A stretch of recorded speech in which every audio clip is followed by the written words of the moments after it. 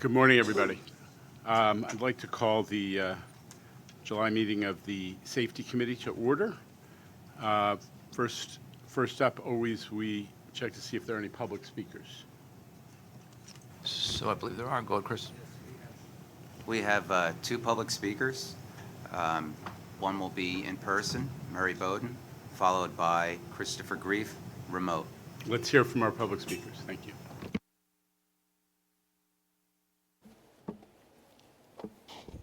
Good morning.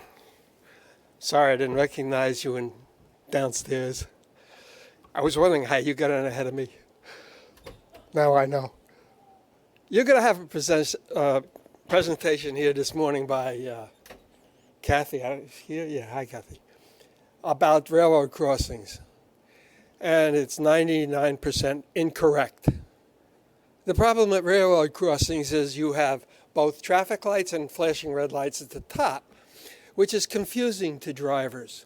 Why shouldn't you have just plain traffic lights and gates like you have on coming from the East River Drive to the Bronx or on the Hutchinson River Parkway or in every crossing in Florida where there's a gate? We did that here. It says right here. We've always done it that way. The problem is you have to simplify it. And you have the person on your staff who taught me that. Kathy said that it has to be consistent and the same every time. The Valhalla Railroad accident happened because the woman who came there had no idea what two pieces of wood across there meant a railroad crossing. It should have had traffic lights and a gate. You have electronics that tell me when a train is coming down the road. Why are you blowing the whistle from the train? You tell me at the station, step back. There's a train coming. It's coming in 14 seconds. So why are you blowing a train horn? This is not something I'm bringing up today. You have it in your record that I've spoken about this at least 10 times here at this meeting. If you don't correct the safety issue, good morning, Dave. If you don't correct the safety issues here, where are you going to correct them?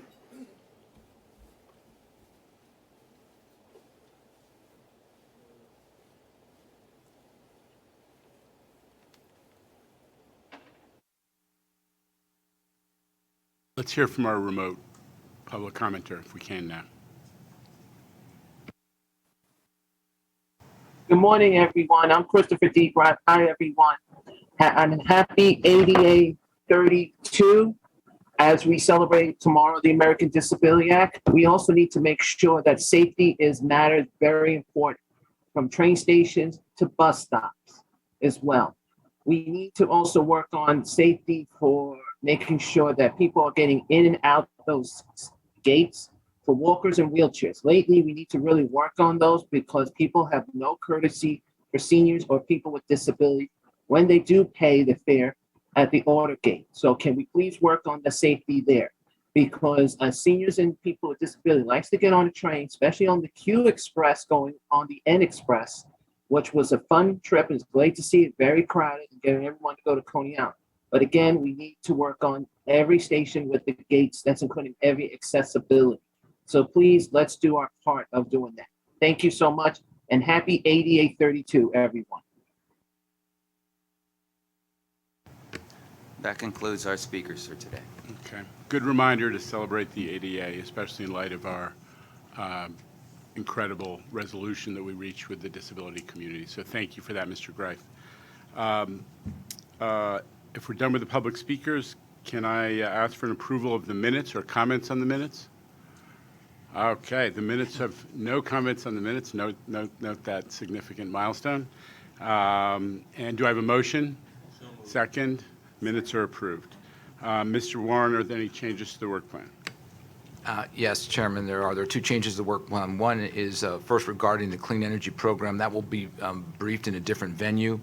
And the second is that the next safety committee, originally scheduled for October, will now be in November. That's it. Okay. With that, can you take us through the agenda for today? Sure. Glad to. Good morning, everybody. Board members, the safety metrics are in the book starting on page 8. Safety statistic trends for employees and customers generally continue to have a positive trend, which is great. While improvements in assaults and on employees is also trending in the right direction, we continue to strive to increase police presence on our subways, buses, and trains, as well as including the installation of cameras and other security systems and programs such as artificial intelligence and recent work with New York on the worker safety bill to further reduce the risk of assault on our heroic employees. So if there are no questions on that, I'm going to go into the two major presentations for this meeting. The first is on homeless program efforts, and the second update will be done on the topic of reducing risk at highway, rail, grade crossings. So first, homeless update. Quality of life challenges within the transportation systems are not new to the MTA, but have taken a greater significance in the past year as we strive to encourage more riders back to our system. The number of individuals sheltering in subway systems is of particular concern, primarily as our system is not a healthy place for anyone to shelter for extended periods of time, and it presents safety and security concerns to those riders who are confronted by the quality of life consequences stemming from others sheltering in stations and cars. Consequently, the MTA has made a concerted effort to team up with stakeholders from city and the state to identify and get resources to those experiencing homelessness, addiction issues, and other mental health challenges found within the transportation system.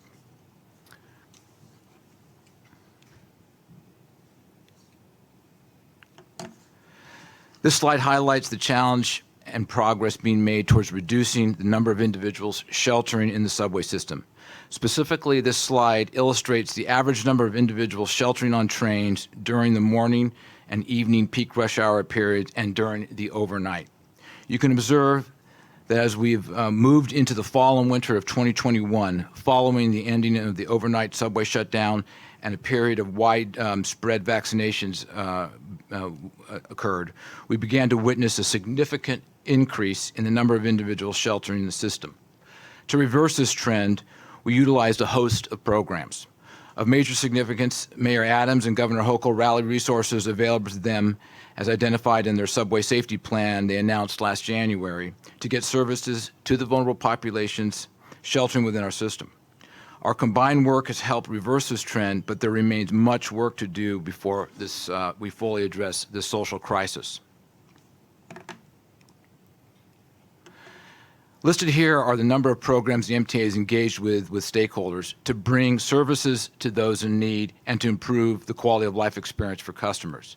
To give you a flavor of what these programs include, I'll take a minute to describe just a few of them. End of line. In a previous slide, you may recall that the overnight period going into the morning rush hour is when the most people are observed sheltering in the subways.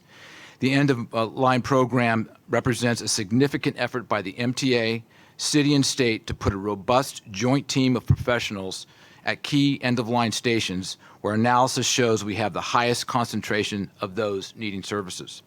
By focusing at end-of-line stations, we have the greatest opportunity to interact with clients as the trains are stationary for long periods of time, often 20 minutes or more, at these locations. The city and state are providing both outreach workers and clinicians, this is the nurses and other mental health professionals, to engage with those with substance abuse, mental health, and homelessness challenges, and to drive them toward services. The NYPD and the MTA PD are present to provide security to the outreach staffs as well as to move people out of cars and stations in order to facilitate cleaning and other quality of life concerns. And to this point, New York City Transit has station and train car cleaning teams as well as supervision working to clean cars and stations to improve the customer experience. As of the last week, over 6,000 individuals have been referred to services, with about 600 remaining in shelter. Let me now talk about another program at Grand Central Terminal. They actually have a set of programs. There's one at Penn and there's one at Grand Central. I'll explain Grand Central. We focused on these stations as they are huge portions of our ridership pass through these stations every day and are often the first place that new visitors to the city experience. I'll focus on GCT. Similar to the end-of-line program, at GCT, we partner with a host of organizations to include the business partners there. These locations include a confluence of transportation systems and businesses to include multiple police jurisdictions. At GCT, multiple subway lines, Metro North, and soon-to-be Long Island Railroad are in this space. Further, the dozens of businesses, both inside and outside the terminal, are keenly interested in providing a quality customer experience. So like the end-of-line program, we outreach to those in need as an integral part of our operations. In addition to the outreach, the many partners of GCT collaborate to improve infrastructure, such as improved lighting and making sure that we limit access to locations where encampments have developed. Further, police and security forces are better coordinated to provide for more effective and efficient patrolling of this large and growing complex. The graph in the bottom right illustrates the decrease in observed individuals violating rules within Grand Central Terminal for the last 2 quarters due to these efforts. More importantly, those who frequent this terminal will have likely experienced a marked improvement. Lastly, I'll talk about the Borough Homeless Roundtable meeting program we have. This last program will highlight is a program that has multiple stakeholders like the others from the medical, outreach, police, and security communities. The program is different in that it focuses on subway stations that have repeat observations of inappropriate behavior and on specific chronic service-resistant individuals routinely identified by customers, station staff, outreach workers, and the police. Here, case management for service-resistant clients is practiced, and the client's progress is followed. Further, joint teams of police and security and outreach follow patterns of indiscipline and attempt to prevent it before it occurs. Challenges within each borough are addressed monthly. As described by MTA, along with its city, state, and community partners, are all applying a very focused and robust collaboration effort to use the resources that we possess in the most efficient and effective manner to get more optimal results. I would be remiss to say that while homeless challenges are not nearly as much viewed on the railroad system, they do exist there, and we also conduct coordinated outreach and police activities to address those challenges. Now, unless there are questions on this, what I've explained, I'll move into have a great question. Sure. What have we done to become independent from law enforcement? We're dependent on the state, the city. What about our system? Where have we begun a program of recruiting the way the mayor has? The mayor graduated another class. And what have you done as the chief safety officer to encourage more MTA police officers? And Chief Miller, welcome to the MTA. Thank you, Board Member Mack. So we continue to have a very positive uptick in the number of officers in our system. We have seen growth over the last several years, particularly coming out of the pandemic, of several hundred officers just in the last, since January. And they have both gone, some of them have been brand new officers, some of them have been what we call rollovers coming from other police departments. The ones that are brand new officers are coming out of training now, and they're being placed into the system. And Chief Mueller, who's here, can explain a little bit more, if you care, about how they're being, how we're placing them, as well as the rollovers are after a very short training period are then put into the system. We again are focusing on programs such as this. We look at where we use data analysis to do a kind of precision policing technique in making sure that we effectively use our resources to the best of our ability. We're getting better at it, and we continue to hone that skill every day. Sir. This is not on the subject, but that map that you're showing here, you might want to redraw that. It shows Flatbush and Nostrand almost as far south as Coney Island, so that map needs a redraw. Thank you. Okay, let me switch to grade crossings, if that's it. Since it was pointed out that Chief Mueller has joined us for the first time since we swore him in, thank you for all you're about to do to help us to grow security for our passengers and our system. Thank you. Thank you, Mr. Chairman. And let me add one other point. This is the first meeting we've had the leads from the security offices and all the departments, along with the leads from the safety office and all the departments, and they're on the far side of the table there, alongside with Chief. So we're going to continue to meld the two together, because safety and security often go together, and that was a question that was asked before. Okay, so I'm going to switch to a safety topic, and that's grade crossing safety. We want to provide an update on this for you all. Nationally, grade crossings are one of the most significant hazards on the rail systems. In 2021, I'm sorry, thank you. Yeah, okay. In 2021, the Federal Railroad Administration recorded 2,147 grade crossing incidents that resulted in 236 fatalities. Our goal, working together with the railroads in the state of New York, Department of Transportation, and local municipalities, which is very important, along the right-of-way, is to improve safety at the more than 450 crossings located within the MTA service area. Several years ago, the MTA set out on an ambitious project to conduct a comprehensive evaluation of all Metro North and Long Island Railroad grade crossings.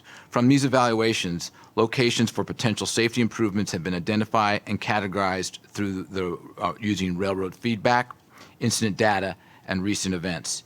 To date, approximately 220 of these grade crossing safety improvement inspections have been conducted with improvements implemented. It's a collaborative effort between New York State DOT, MTA, and local municipalities. Many aspects of a grade crossing are taken into consideration. This includes, as our speaker talked about, roadway approaches, warning signs and markers, traffic, volume, existing control devices, pedestrian treatments, and more.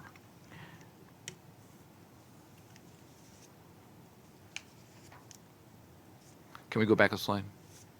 Thank you. Typical findings and recommendations from the inspections involve improvements to active and passive warning devices. And so an active one is one that's lights and bells and arms that move. A passive one is just like a sign.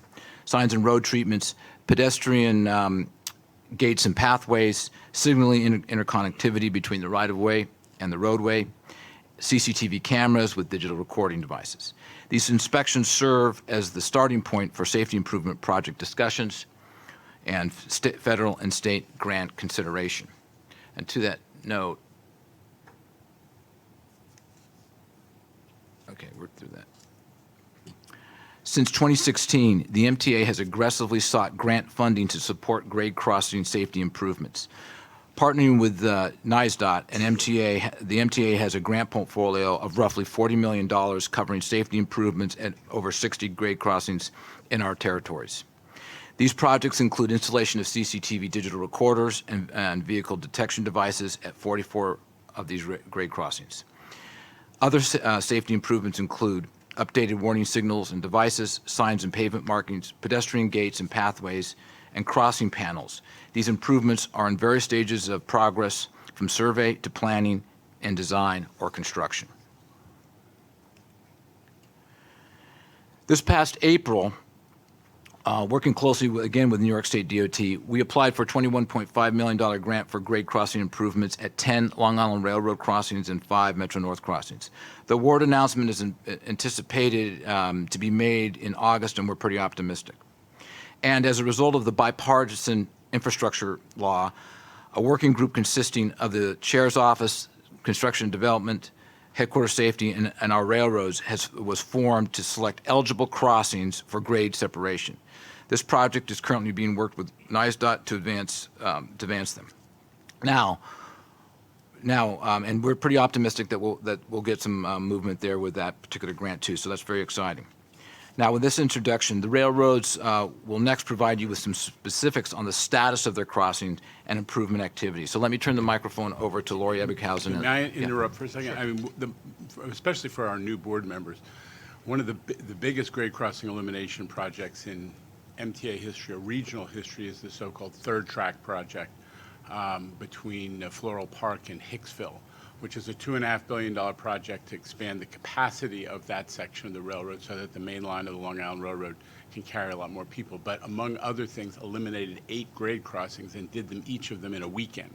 So that is, a huge undertaking, and it's an area which had historically had terrible problems with, because it's so densely populated, people were violating the crossings. There was a major accident where multiple people were killed in the last year or two, in the last couple of years before the project actually was able to eliminate these crossings. So in addition to all the work that Pat is describing, that is integrated into that major capital project is elimination of some of the most dangerous grade crossings in the whole system. Pat. Yeah, thank you. Go ahead, Lauren. Good morning, and I'd like to welcome all of our new committee members this morning. I look forward to working with each and every one of you. Wanted to give you some background as far as Long Island Railroad. We have really focused on the 4 E's, education, enforcement, engineering, and elimination, as Chair Lieber had mentioned. We're very conscious. We're the oldest and busiest commuter railroad in North America, and we're very conscious that a lot of the communities on Long Island grew up around our grade crossings. So on the education front, having operated pre-pandemic well over 700 trains every day, 500 or more on the weekends, and now operating over 600, we're very focused on the risk that the grade crossings present within the communities that we serve, as well as to our operations. The TRACS program actually was born out of a tragedy that occurred back in 1982 at Herrick's Crossing, which has since been eliminated. We had a van full of teenagers, 10 to be exact, 9 of whom lost their life when the driver went around the activated grade crossing. So we're very focused on our partnership with the MTA police. Can't thank Chief Mueller enough for the efforts. His officers, Matarazzo and Merkel, partnering with our community education specialists, Chris Ann Fabio, Linda Katz, and Karen Gale. Very focused on classroom training, on Operation Lifesaver events. Pre-pandemic, we were serving actually close to 119,000 participants annually. Unfortunately, we're starting to see that come back. We're now at roughly 20,000 participants per year.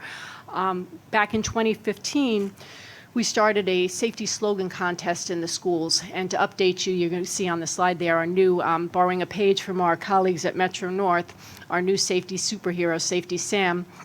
This year, we had an elementary school winner, Isaiah Bican, name our safety superhero. A middle school winner, Gennaro Perez, who created the safety hero costume that you're seeing there, and due to an award of a grant for $20,000 from the Federal Transit Administration in partnership with Operation Lifesaver, we're going to make that costume make that a reality. And working with the police explorers, focusing on our new slogan, "Don't be hasty, follow train safety." So we're very focused on education and engaging with young people and the communities that we serve from a very young age to teach them about the hazards that the grade crossings present and making sure that they're aware of how to navigate through that hazard. With that stated, you can see, despite those efforts, that we do have quite a bit of events that still occur. So for non-reportable grade crossing incidents, you'll see the statistics, and we have seen some benefit over the years, and I'll talk about what some of those interventions were that resulted in that. But a lot of the delays that impact our customer experience are due to people running around the gates, cars driving around the gates. So those non-reportable grade crossing incidents are what you're seeing there, those behavioral aspects. On the bottom with the reportable grade crossing incidents, the majority of those over the course of the 2020 through the present, 12 of those were actually pedestrians that intentionally. Let's go back several slides. Let's get to your slide. Yeah. Back. We're actually on Long Island grade crossing statistics. Back one more. There we go. Thank you. I'll say next slide when we're ready to go. All right, so you'll see the course of events from 2020 to 2022. The majority of those grade crossing incidents that were reportable were 12 of those were people that intentionally put themselves in the middle of the crossing, as pedestrians, and 7 of those were car related. And with the cars, they tend to be disabled cars, weather conditions, or people that deliberately drive around the gates. Going to the next slide.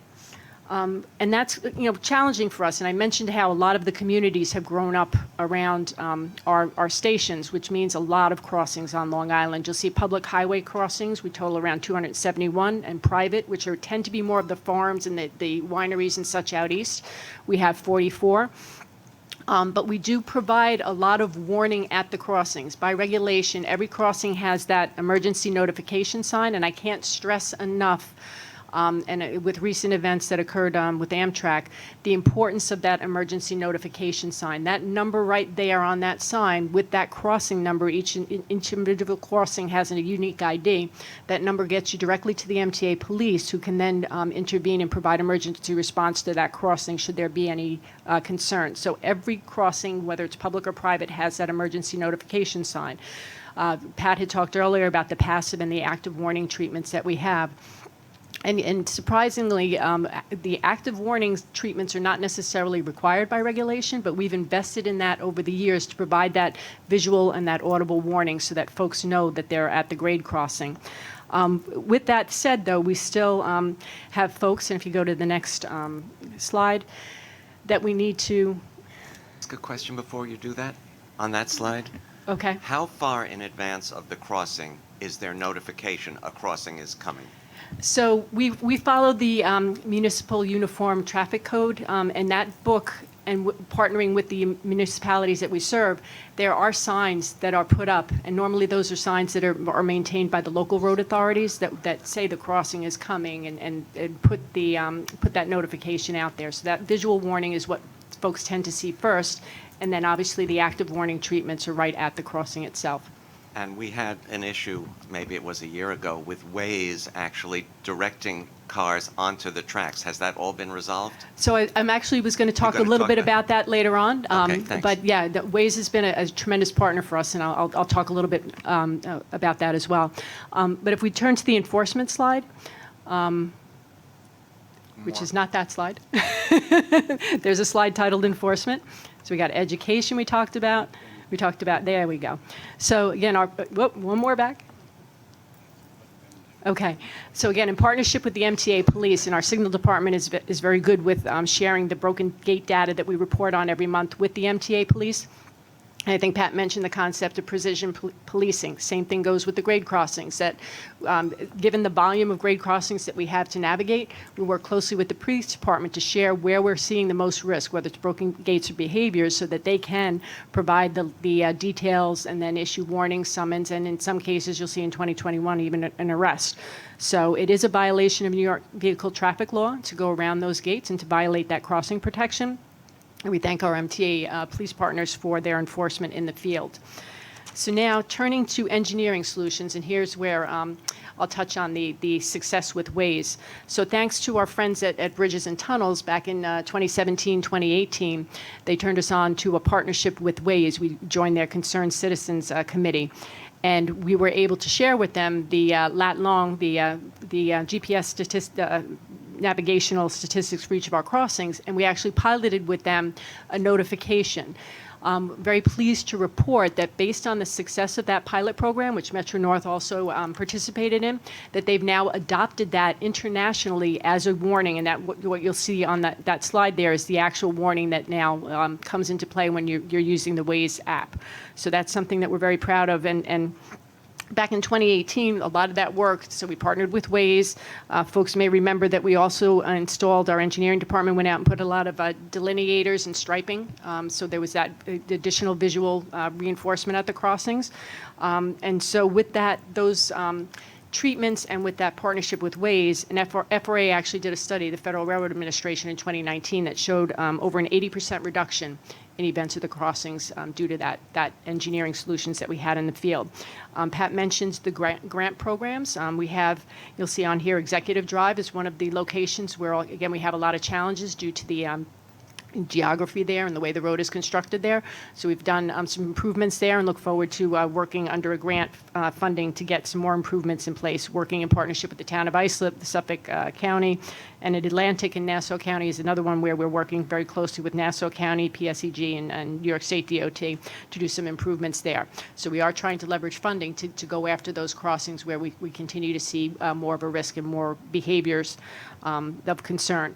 But as Chair Lieber mentioned, if you go to the next slide, the best solution for us is elimination. And I have to say, prior to third track, we only had really 2 crossing eliminations in recent memory, and recent meaning Herrick's that we eliminated in 1994 and Rosalind Road in 2008. So what was done in third track is historic as far as the level of risk reduction because of the elimination, whether it's grade separation or closure of these crossings.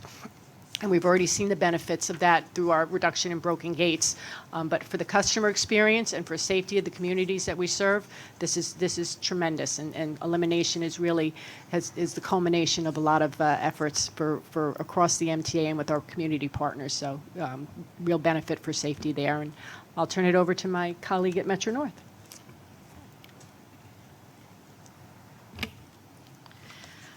Good morning, and once again, welcome to our new committee members. And in the interest of time, since my colleague has done such a wonderful job giving you a lot of the context about the railroad's efforts related to grade crossing safety, I'll focus on the specifics for Metro North. So if we could go to the first slide, please. So for Metro North, these are our grade crossing statistics. So again, you see the non-reportable grade crossing incidents on the top row, which are the broken gates, and the reportable in the second row. And the one thing I want to note is that the information here does include incidents involving Amtrak equipment. So, for example, the 2 for 2021 involved Amtrak equipment. So you see Amtrak as well as Metro North incidents there. And if we can go to the next slide, please. So we have significantly fewer grade crossings at Metro North than are at Long Island Railroad. So you see we have 74 public highway rail crossings and 34 private. And if you go to the next slide, what I'd like to focus on for my remarks is the improvements that we've been undertaking at Metro North. So you've heard already about the types of improvements that are typically done. Since 2019, there's been a significant amount of work at Metro North to do resurfacing and drainage improvements, completion of delineator installations to mark the pathways through grade crossings to improve safety, signal circuitry improvements and equipment installations, and improvements to pedestrian pathways. And so in particular on this slide here, you see from left to right, the Burnt Barn private crossing on the Waterbury branch, improvements there, Greenwood Avenue work underway on the Danbury branch, and Hudson Avenue and Peekskill, the completed work there recently. So if we can look to the next slide, please. Then, so for the planned work, this work is all still ongoing, resurfacing, drainage, signal circuitry, and other improvements continue, as well as the progression of the grant-funded projects that Pat mentioned earlier. The photos here show first installation of flashers at Burnt Barn on the Waterbury on the left, and resurfacing work at Brewster Highway and Ellen Avenue at Brewster Station. So actually, as an example, I wanted to give you a few more details about the work at Brewster. So quite a bit of work was completed over 2 weekends at the end of April and the beginning of May this year. So the completed work included replacement of ties, rail, and crossing surface panels, repaved asphalt at the approach and between the tracks, and installation of delineators. And I'm also happy to tell you about significant future improvements that are planned, including realignment to make the crossing more perpendicular to the rail and change the turning radius and grade for the southbound turns from Highway 6. We're going to be updating and relocating traffic signal and other control equipment. That's going to include equipment and circuitry for preemption operation, and installation of railing, fencing, and anti-trespass panels to deter pedestrians from entering the track area, as well as pedestrian warning devices such as those you heard described earlier. And in addition, there's going to be pipe installed to enable the fire department to run hoses under the tracks instead of over the tracks. So that's all upcoming work at Brewster Station, at Brewster and Ellen Avenue. So if we go May I to, interrupt you for Absolutely. a second to thank you? As the Putnam County rep, I know our 5 little stations don't get as much attention, maybe some of our southern friends, given the size, but that's a particularly nasty location. It is very easy to jump in and around everywhere in the tracks, particularly because, and your photo makes it hard to see, you can actually just walk across to some homes that are behind it. So it was fine, I'm sure, in the 19th century when someone thought that'd be a really nice and convenient place, but it's actually quite dangerous for someone on their phone and not paying attention. So I want to thank Kathy for your responsiveness.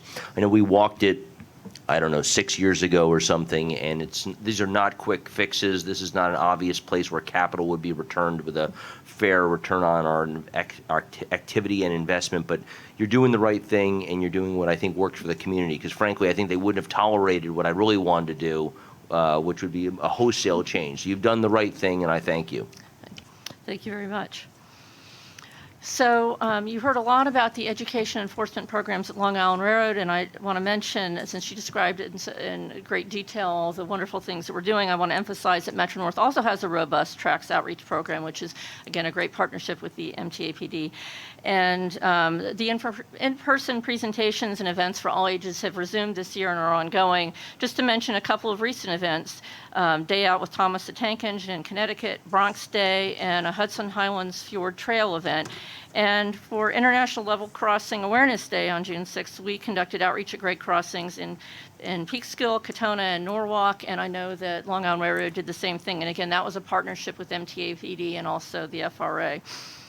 So if we can go to the last slide, please. So once again, for enforcement, what you see here is the detail, no pun intended, on the details that the MTA PD has carried out, and warnings and summons issued in any arrests. And another photograph there from this year's International Level Crossing Awareness Day outreach. So again, the education and outreach and enforcement to encourage all of our customers and neighbors to be safer on grade crossings is a key component of this effort. And so thank you to everyone for your partnership on that. So that concludes my remarks, unless there are questions for me. Thanks, Shelley. Chairman, that concludes our briefs for today. Questions or comments? Okay, Frank. Mr. Miranda, I'm sorry. Frankie is fine. Okay. Mr. Miranda is my dad. Congratulations on what you have been able to do with Waze. Any effort to try to talk to other popular apps, driving apps like Google Maps and others, to replicate this amazing collaboration? So it's interesting you say that, because Waze and Google are affiliated with each other. So I know that Waze has definitely had conversations with their, I guess, parent about this as well. So I know that that conversation is ongoing, and I as we continue to reap the benefit and like I say, going international with this, I think there'll be more momentum to try to get it into some of these other navigational apps as well. Thank you. Please, Ms. Lopez.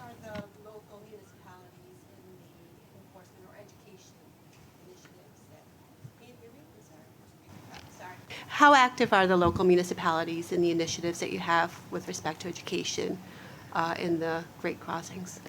So on Long Island, we have 100-plus school districts, and those presentations that we do are often at the invitation of the school districts themselves. So we have long-standing relationships, and every year we have teachers that look forward to our presentations and come back again and again. So we have very strong relationships with the local communities, the school systems, the libraries, driver's ed programs. So that those folks that we're reaching and those presentations span the gamut. Yeah, and I would just add community events as well. So it's just all sorts of community events. We can get a table and go out, and there's a great partnership, and we will go back to those over and over again. Can you provide a quick list to Ms. Lopez, who represents Westchester, of the connections that you make, just so you have the full detail? Absolutely, be happy to do that. Okay. Okay. You'll notice the commitment to youth education as represented by the proliferation of mascots that we're under. Kathy pioneered with Metro Man. We've got Safety Sam. We'll never forget Dashing Dan. So we're in the mascot business. Mr. Mack. Yeah. Hey, Warren, Mr. Why don't we look at, in some municipalities, they have extra lighting on stop signs, red lights, in areas that are dangerous. I think that should be looked at, especially at the grade crossing, those that don't have guards that come down. I think that's an important factor. Secondly, let's all be aware that these numbers that were given to this board probably don't include the fact that we had COVID, and of course, naturally, that's a downturn regarding people and movement. Perhaps, but our bridges and tunnels now are in excess of 100%. So even though obviously mass transit has gone down in usage, driving seems to be getting pretty close to where it was before. Point taken, though, we'll get on those lighting issues. Mr. Albert. Yes, under the transit part of the safety book, that mentions that there were 6 derailments, 3 mainline, 3 yards. Do you know if the mainline were trains in service or deadheading trains? Yeah, on the 3, there was 3-yard derailments that occurred, usually due to the maintenance inside. The mainline derailment that we had, I believe, was going into East New York Yard. It was actually off. It's considered a mainline, but it wasn't in where It wasn't in service. Exactly. It's not where the revenue trains were going. And prior to that, the last one that we had before this one was from like 2020. Okay, which, you know, we really don't have the mainline derailments. Yard derailments seem to be more frequent. All right, a lot of times that's because it's at a slower speed. The maintenance sometimes it's there, but sometimes you may get a wider gauge or something. So that's where that ends up happening. Thank you. You're welcome. My last question is, when you were talking about the homeless and end of line, is there any follow-up when the homeless have been referred to services to see if they remained in services or if they were gone the next day or 2 days later? Or Yes, there is follow-up by the city on that. Out of their numbers, I think the number I said was right around 600 have remained in service out of the 5,000 that they've gotten services to. So that, and when I say 5,000, those aren't necessarily 5,000 individuals, that's 5,000 people they've put into services. So some of them are repeats, because there's really probably about a 2,000-ish person number out there of homeless, generally speaking, floating through the system.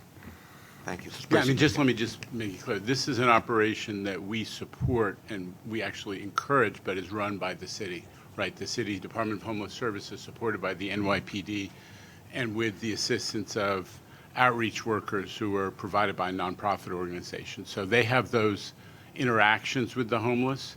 We want to make sure those are effective. So we coordinate with our TSSs, the people who are operating the trains and running those terminals, and there's a coordinated choreography of, doors open. The NYPD tries to move folks out of the cars so that they can be cleaned properly, and that the outreach workers can have, an effective interaction with them on the platform. That's the way this system works. And you're working with BRC, obviously. Yeah, again, those are the city's contracted outreach workers. If there are no further questions, Mr. Brown.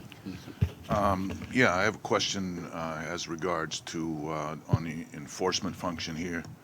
And it's a disparity in the numbers here, and I'm just curious from which it derives. First of all, I'm referring to page 28 and page 37. 2020 numbers, is that year-to-date 2020, or is that all of 2020? I'm assuming it's all of 2020. And you give the year-to-date below for details, and this is as regards how many times the police were detailed to a particular grade crossing problem.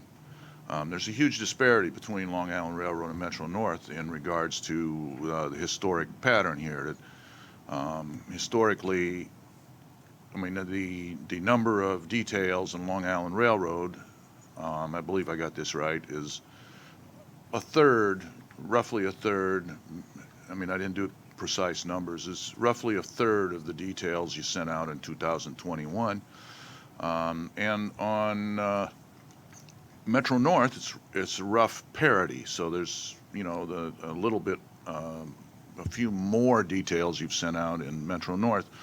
What's the difference between the two? Why is Long Island Railroad has so few details sent out relative to the history, and why does Metro North keep up?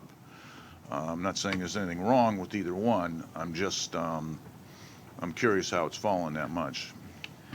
So I'll have to get some very specifics on it for you, so I'll get back with you on it. But to that note, Laura, did you want to say something? Okay. Okay. All right, well, with Mr. Tessitore.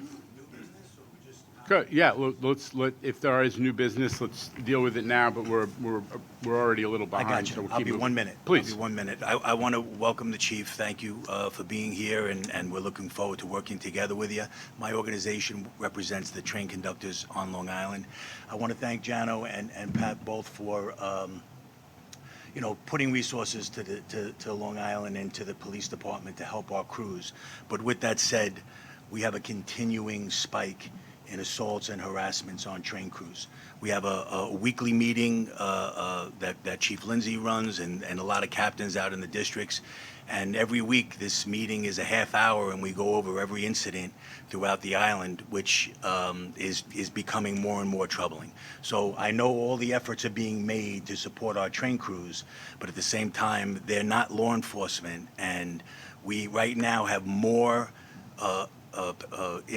train crew members that are out injured, both physical injuries and traumatic injuries.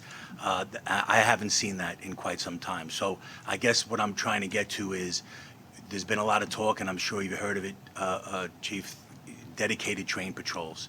I really think that's the only answer. I know the MTA PBA is supportive of it. I know that they're willing to sit down with you and negotiate something. But right now, all the resources that are being put to our trains are easily pulled to either go into the transit system or to go to a scene that requires law enforcement. Without dedicated train patrols riding our trains and scheduled to be on our trains, I think we're going to be chasing this thing for a long time. So whatever you could do. Yeah, so just so we're clear, we have actually, in the last 6 months, significantly upped the effort at dedicated train patrols. Your organization and my office have been in touch with that.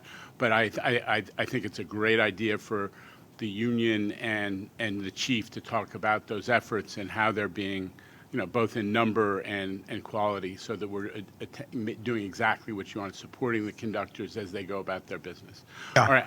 Okay. Yeah, Jano, that sounds great, Jano. Let me You want repeat. to be recognized, Mr. Oh, Mayor? yeah. I okay. thought you'd Please, recognize. please. Okay. That all sounds great. We need men and women. And without them, you won't have the safety, you won't have the patrols. We got to allocate our resources, get those classes in. And all I can tell you is, as far as an academy, if you need it, the Nassau County Police Academy will be open, and we have 2 classes every year. So you consider that instead of New York City. But you hit it on the head. Thank you. Okay, if there's no other business at this time, I'll entertain a motion for adjournment. So moved. Any objection? We're in adjournment. Thank you.